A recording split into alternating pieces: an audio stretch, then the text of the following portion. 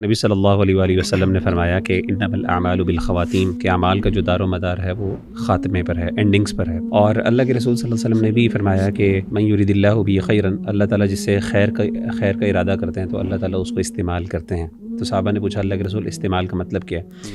اللہ کے رسول نے فرمایا استعمال کا مطلب یہ ہے کہ انسان کو اللہ تعالیٰ توفیق دیتے ہیں ایسے نیک اعمال کی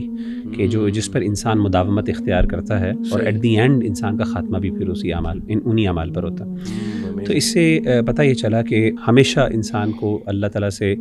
یہ حسن ظن رکھنا چاہیے کہ یہ عمل کرتے ہوئے کہ اللہ تعالیٰ مجھے اسی پر ہی خاتمہ دے۔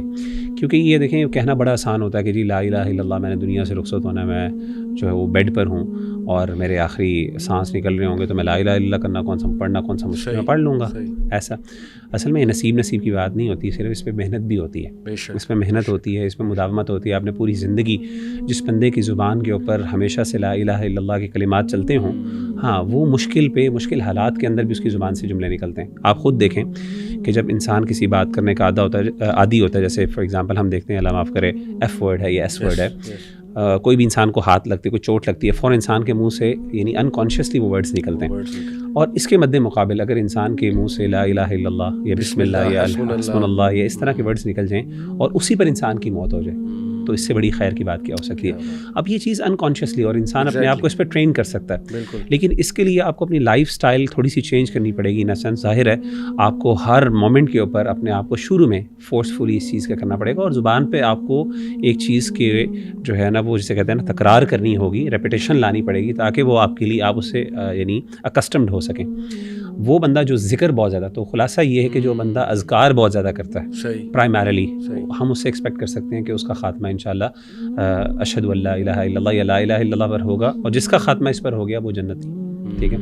ایک چیز علماء بہت ذکر کرتے ہیں، وہ یہ کہتے ہیں کہ اللہ کے بارے میں حسن ظن ضرور رکھنا چاہیے۔ اصل میں جب انسان تکلیف پر ہوتا ہے نا، ایٹ دی اینڈ اکثر کوئی بیماری ہوتی ہے، کوئی پریشانی ہوتی ہے، مثلا اللہ معاف کرے کوئی کینسر ہو گیا، کوئی ایسی مسئلے ہو گئے، تو اس وقت شیطان جو ہے وہ بہت زیادہ فائدہ اٹھاتا ہے۔ آپ دیکھیں کہ برسیسا کا جو واقعہ ہے فار ایگزامپل، اس کے اندر بھی دیکھیں ایٹ دی اینڈ شیطان نے بڑا فائدہ اٹھایا، اس کو ہوپلیس اللہ سے نا امید کر دیا۔ اسی طریقے سے اللہ معاف کرے جو لوگ بیچارے کینسر سے لڑ رہے ہوتے ہیں، وہ تکلیف جو کیمو کی تکلیف ہوتی ہے اور بھی بہت سی چیزوں کی تکلیف ہوتی ہے، تو ایک وقت آتا ہے کہ وہ اللہ تعالیٰ سے بدظن ہو جاتے ہیں۔ اسی طریقے سے جو اولڈ ہومز میں ہوتے ہیں، تو ایسے موقعوں پر علماء کہتے ہیں کہ آخری دنوں میں جب انسان دنیا سے رخصت ہو رہا ہے، اس وقت اللہ کی رحمت پر امید اور اللہ پر ایمان اور تقویٰ جو ہوتا ہے نا، یہ انسان کو بہت بڑی کامیابی عطا کرتا ہے۔ لیکن یہ بڑا مشکل ہوتا ہے اس وقت پہ، ظاہر ہے انسان بڑا ڈی موٹیویٹڈ ہوتا ہے، پین ہوتا ہے، انسان نے پتہ نہیں کتنی دعائیں کرتا ہے اللہ کے سامنے کہ اللہ مجھے اس تکلیف سے نجات دے دے، لیکن حقیقت میں اس کی موت اس میں لکھی ہوتی ہے، اور موت تو انسان کے اختیار میں نہیں، موت اللہ نے جو فیصلہ کیا ہوا ہے وہ آگے پیچھے نہیں ہو سکتی۔ تو حسن ظن علماء کہتے ہیں ون آف دی اسباب، ون آف دی کازز کے جس کے تھرو آپ انشاءاللہ حسن خاتمہ کر سکتے ہیں، وہ کہتے ہیں اللہ پر حسن ظن رکھیں، اور اس بارے میں حدیث بھی ہے انا عند ظن عبدی بھی، میں اپنے بندے کے ظن کے مطابق اس سے ڈیل کرتا ہوں، تو اچھا حسن ظن کرے گا تو اللہ اس کے ساتھ اچھا معاملہ